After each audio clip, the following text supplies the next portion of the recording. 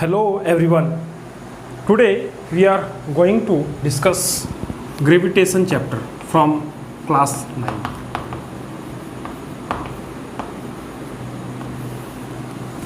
First of all, we have to know about the gravitation. What is gravitation?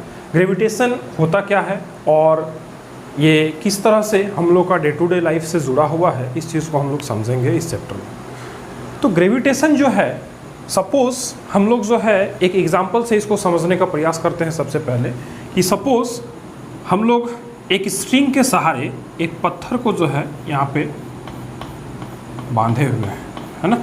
और suppose इस पत्थर को जो है हम घुमाने का प्रयास कर रहे हैं, मीन्स एक स्ट्रिंग के सहारे हम एक पत्थर को बांधे हुए हैं और उस पत्थर को जो है हम अपने हाथों के सहारे इस तरह से जो है गोल गोल घुमाने का प्रयास कर रहे हैं, है ना।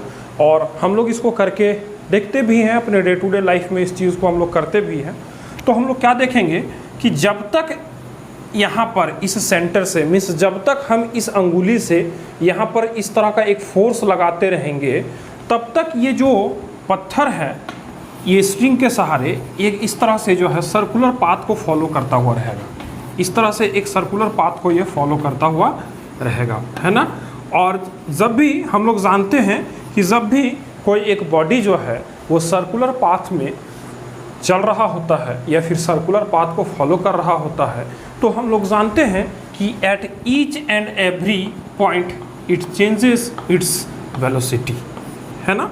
और इस चेंज इन वेलोसिटी को हम लोग एक्सेलरेशन के नाम से भी जानते हैं।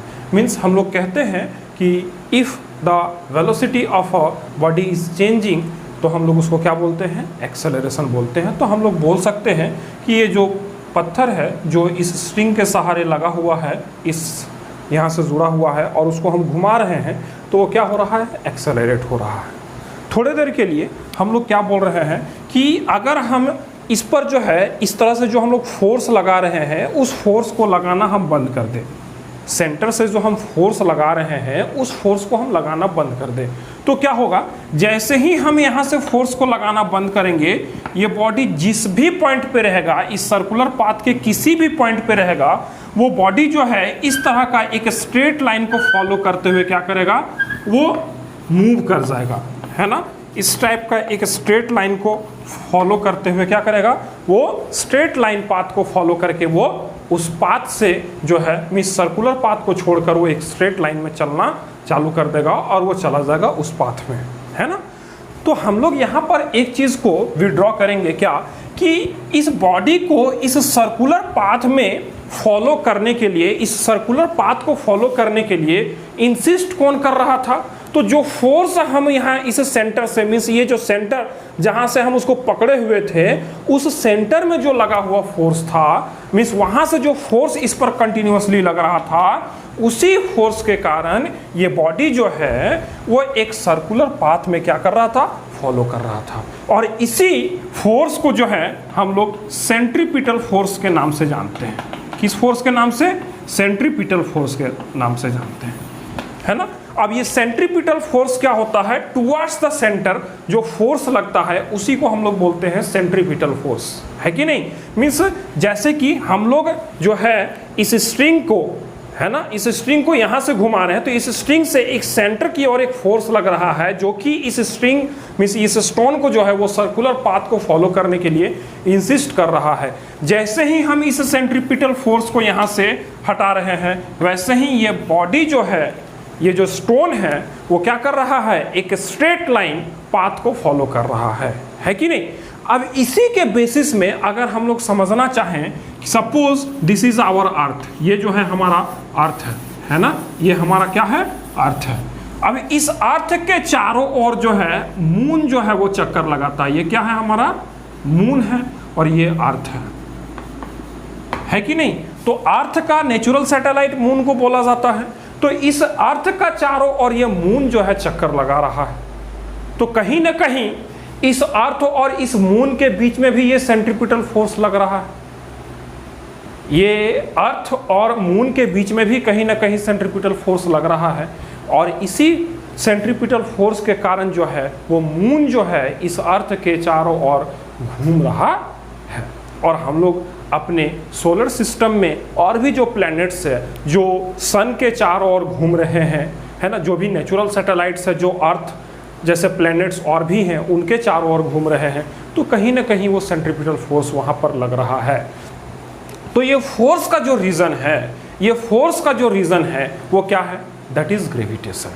इस फोर्स का जो रीज़न है वो क्या है? वो है ग्रेविटेशन, जो कि हम लोग इस चैप्टर में पढ़ने जा रहे हैं। अब इस चैप्टर में सबसे पहले एक बात आता है, वो है universal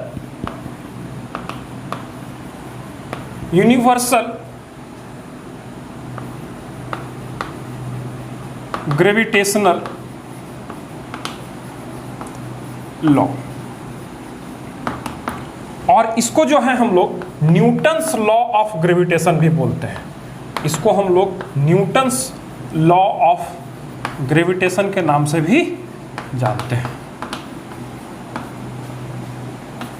Newton's law of gravitation means या तो इसको आप लोग यूनिवर्सल ग्रेविटेशनल लॉ बोल ले या फिर न्यूटन्स लॉ ऑफ ग्रेविटेशन बोल ले। Newton's law of gravitation Newton, sir Isaac Newton ने इस कॉन्सेप्ट को दिया था, जिसके कारण इसका नाम न्यूटन्स लॉ ऑफ ग्रेविटेशन भी है। तो इस लॉ के तहत सर आइजक न्यूटन ने क्या कहा था, सबसे पहले हम लोग उस चीज़ को समझते हैं। उन्होंने क्या कहा कि अगर इस यूनिवर्स में कहीं पर भी कोई ऑब्जेक्ट है कि नहीं, कहीं पर भी कोई ऑब्जेक्ट है, सपोज एक ऑब्जेक्ट इधर हम रख रहे हैं, इस ऑब्जेक्ट का नाम हम ए दे रहे हैं, और सपोज जो दूसरा ऑब्जेक्ट है उसका नाम हम एक बी दे रहे हैं। मीन्स मेरे पास दो ऑब्जेक्ट है यूनिवर्स में, दो ऑब्जेक्ट कहीं पर भी हम लोग ले सकते हैं। तो सपोज हम लोग जो है दो ऑब्जेक्ट को ले रहे हैं, यहाँ पर एक ऑब्जेक्ट है और दूसरा ऑब्जेक्ट क्या है, वो बी है। अब हम क्या बोल रहे हैं कि mass of this object A is what, m1, और mass of object that is m2।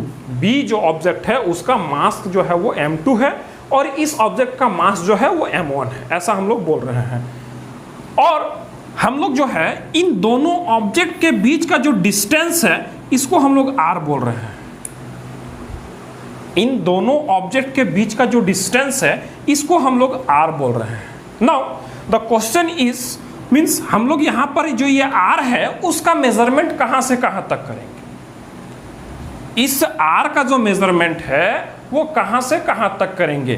क्या हम इस बॉडी का इस एंड पॉइंट से लेकर इस एंड पॉइंट तक का करेंगे, या फिर इस बॉडी का जो आउटर एरिया है वहां से लेकर दूसरे बॉडी का आउटर एरिया तक करेंगे, या फिर हम लोग एक बॉडी का आउटर एरिया और एक बॉडी का जो इनर एरिया है उससे करेंगे, या फिर पहले वाले बॉडी का इनर एरिया और दूसरे वाले बॉडी का आउटर एरिया वहां से करेंगे, है कि नहीं?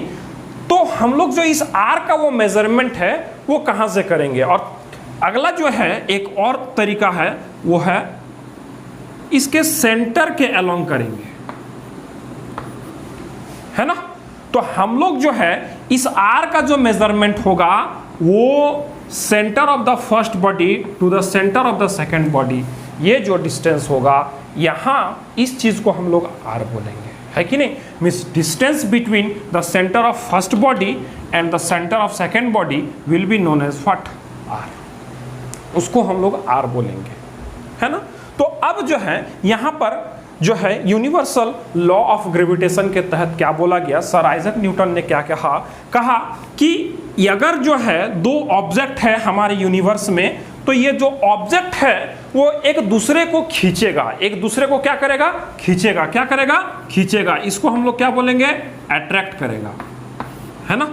इस यूनिवर्स में जितना भी ऑब्जेक्ट है वो हर एक ऑब्जेक्ट एक दूसरे ऑब्जेक्ट को अट्रैक्ट करता है, और उसी को हम लोग यहाँ पर बोल रहे हैं क्या, कि ये ऑब्जेक्ट ए जो है वो बी को अट्रैक्ट कर रहा है, और ये जो बी ऑब्जेक्ट है वो इस ए ऑब्जेक्ट को क्या कर रहा है, अट्रैक्ट कर रहा है। तो अब यहाँ पर जब अट्रैक्शन हो रहा है तो कोई ना कोई फोर्स होगा, है कि नहीं? अट्रैक्शन जब हो रहा है तो यहाँ पर कोई ना कोई फोर्स होगा। विदाउट फोर्स तो अट्रैक्शन हो नहीं सकता है, विदाउट फोर्स यहाँ पर अट्रैक्शन तो हो नहीं सकता है। यहाँ पर क्या, कहीं पर भी विदाउट फोर्स अट्रैक्शन हो नहीं सकता है। तो इसी फोर्स जो है, फोर्स ऑफ अट्रैक्शन को जो है उन्होंने क्या कहा कि ये जो फोर्स ऑफ अट्रैक्शन होगा दो बॉडी के बीच, वो फोर्स ऑफ अट्रैक्शन जो होगा वो डायरेक्टली प्रोपोर्शनल होगा किसका, प्रोडक्ट ऑफ देयर मासेस का। प्रोडक्ट ऑफ देयर मासेस का मतलब क्या है, m1 into m2, means in दोनों बॉडी का जो मास होगा उसके प्रोडक्ट का ये डायरेक्टली प्रोपोर्शनल होगा। और अगला बात उन्होंने क्या कहा, कहा कि वो जो फोर्स होगा वो इनवर्सली प्रोपोर्शनल होगा square of distance between them का, मीन्स इन दोनों के बीच का जो डिस्टेंस r है उसका स्क्वायर का इनवर्सली प्रोपोर्शनल होगा। कैसा proportional, inversely proportional. That means 1/r² का क्या होगा, फोर्स जो है वो प्रोपोर्शनलिटी को दिखाएगा, है कि नहीं। यहां पर ये डायरेक्टली प्रोपोर्शनल है और r² के साथ ये इनवर्सली प्रोपोर्शनल है कि नहीं। मीन्स हम लोग यहाँ पर बोल सकते हैं ये डायरेक्ट रिलेशन और यहाँ पर इनडायरेक्ट रिलेशन है कि नहीं। थोड़ा सा यहाँ पर हम डायरेक्ट और इनडायरेक्ट रिलेशन को बता दे रहे हैं। एक फिजिकल क्वांटिटी जब बढ़ रहा है तो दूसरा फिजिकल क्वांटिटी भी बढ़ेगा, और अगर एक फिजिकल क्वांटिटी घट रहा है तो दूसरा फिजिकल क्वांटिटी भी क्या होगा, घटेगा। तो इस तरह का रिलेशन को हम लोग क्या बोलते हैं, इसको हम लोग बोलते हैं डायरेक्ट रिलेशन। इसको हम लोग क्या बोलते हैं, डायरेक्ट रिलेशन। अब दूसरा क्या कंडीशन है कि अगर एक फिजिकल क्वांटिटी बढ़ रहा है तो दूसरा घटेगा, और अगर दूसरा घट रहा है तो मीन्स अगर पहला घट रहा है तो दूसरा क्या होगा, बढ़ेगा।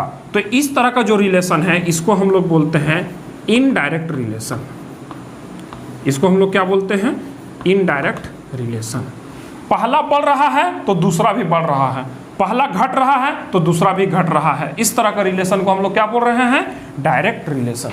डायरेक्ट रिलेशन को हम लोग डायरेक्टली प्रोपोर्शनल भी बोल सकते हैं।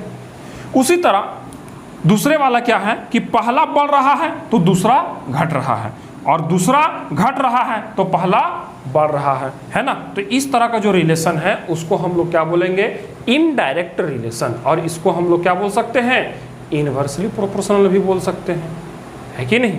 तो इस तरह का जो है रिलेशन हो सकता है। अगर हम लोग जो है यहाँ पर इस इक्वेशन को 1 मान ले और इस इक्वेशन को 2 मान ले, है ना, तो इधर हम लोग देखते हैं after combining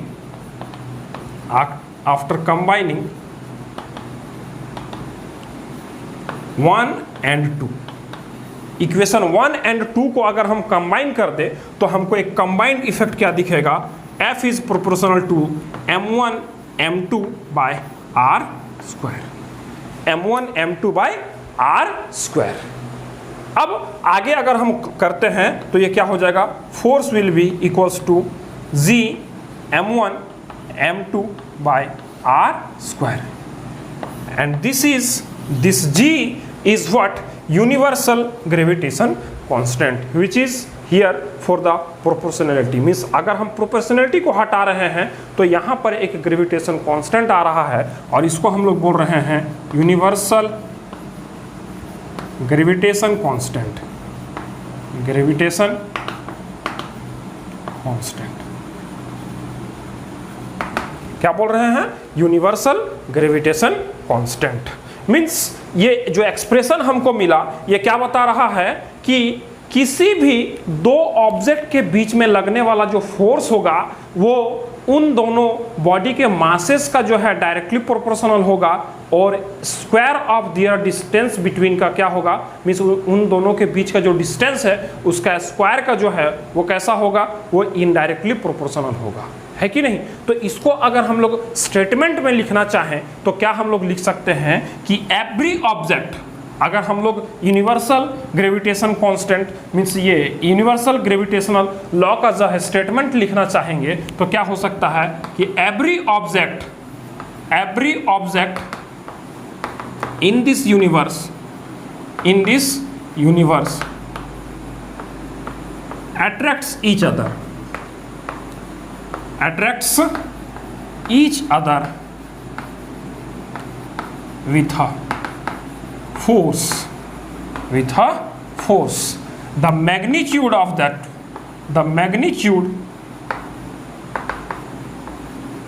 that force of that force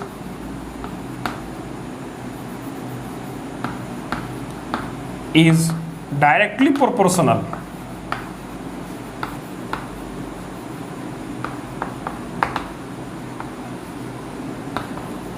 to the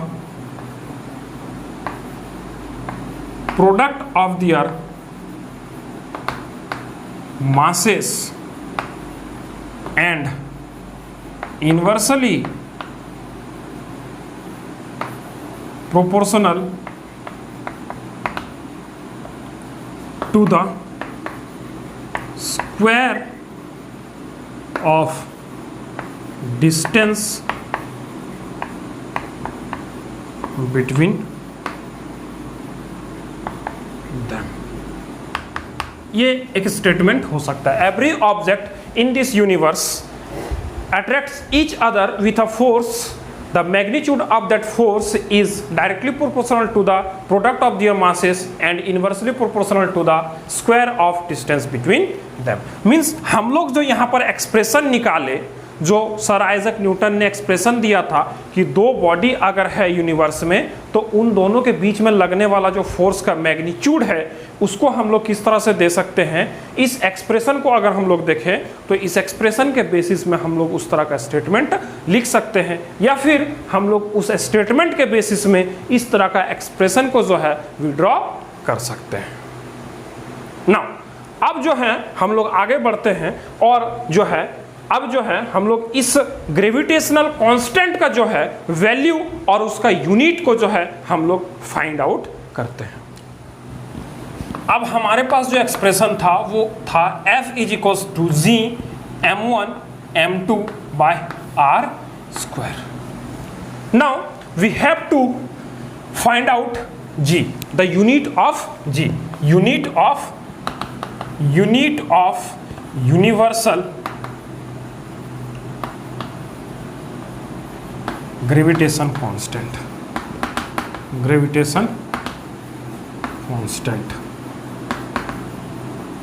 that is G, है ना। इस जी का जो है हम लोग को यूनिट फाइंड आउट करना है।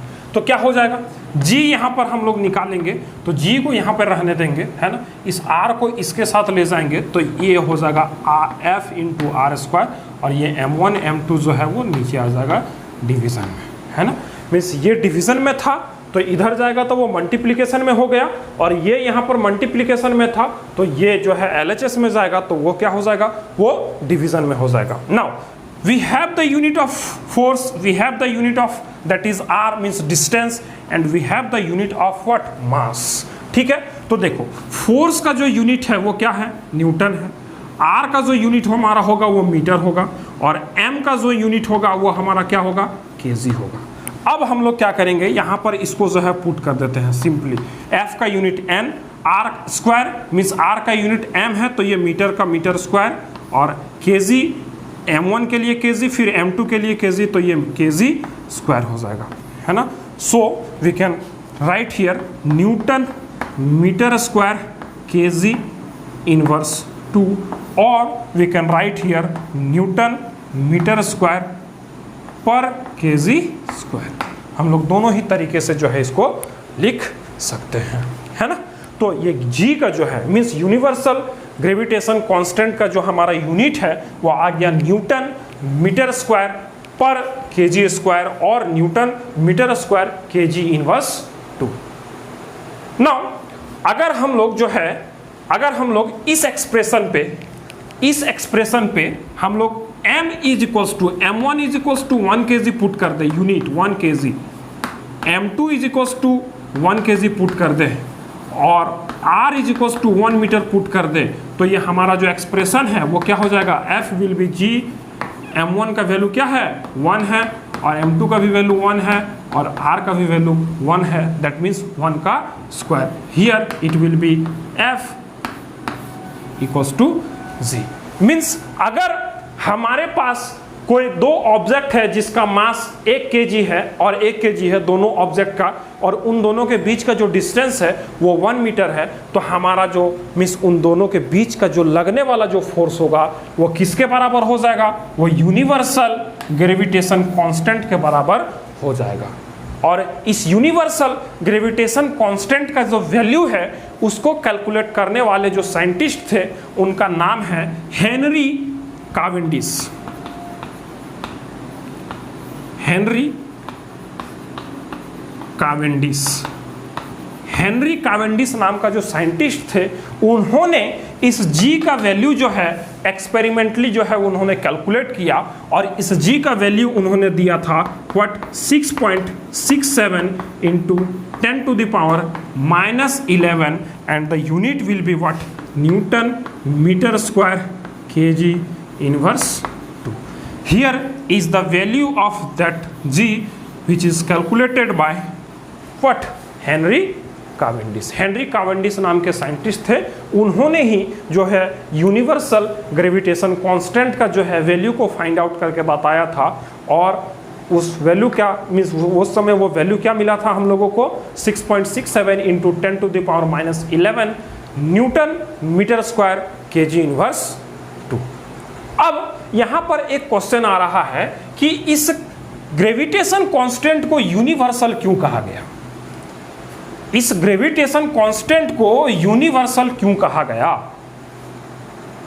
इसका जवाब क्या हो जाएगा कि इस यूनिवर्सल ग्रेविटेशन को मींस ग्रेविटेशन कांस्टेंट को यूनिवर्सल इसलिए कहा गया क्योंकि ये जो वैल्यू है ग्रेविटेशन कांस्टेंट का, ये वैल्यू जो है ये तो ना तो मीडियम पे डिपेंड कर रहा है, किसी भी मीडियम पे, मीन्स ये दो ऑब्जेक्ट जो है वो किन दो मीडियम से सेपरेटेड है या फिर किस मीडियम में रखा हुआ है उस पर इसका वैल्यू डिपेंड नहीं करेगा और ना ही जो है ये किसी बॉडी के नेचर पर डिपेंड करेगा। बॉडी का नेचर पे means nature of the body वो कैसा है उस पर भी ये डिपेंड नहीं करेगा, है कि नहीं? तो that's why this gravitation constant का जो वैल्यू है उसको बोला गया universal gravitation constant. That means it never depends upon the medium and the nature of the body. तो आज के लेक्चर में हम लोग इतना ही करते हैं, इसके बाद फिर हम लोग अगले लेक्चर में करेंगे। मिलते हैं आपसे अगले लेक्चर में, तब तक के लिए गुड बाय, टेक केयर।